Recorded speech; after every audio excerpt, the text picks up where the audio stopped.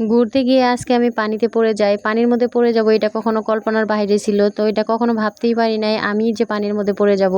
তো আলহামদুলিল্লাহ যা হয়েছে সব কিছুর জন্য আলহামদুলিল্লাহ। তো আজকে আমরা চলে যাই আরিয়াল বিলে। তো আমাদের বাসা থেকে খুব বেশি একটা দূর না, তো যাবো করে আর যাওয়া হয় না। তো আজকে ফাইনালি আমরা চলে গেলাম। তো যেতে যেতে সন্ধ্যা হয়ে যায়। তো যাওয়ার পরে একটাও নৌকা পাই না। তো হচ্ছে যে নৌকাগুলো ছিল সেগুলোর মধ্যে পিক ছবি ভিডিও করার সময় তো আমি নামার সময় ওই পানির মধ্যে ধাপ করে পড়ে যাই। পড়ে যাওয়ার পরে হচ্ছে যে একবার পড়ে যাই তো ব্যথা পাই না। তো লাস্ট টাইম যখন আমি পড়ে যাই তখন আমি ফুললি ভিজে যাই। তো সেই ভিডিওটা তোলা হয় নাই।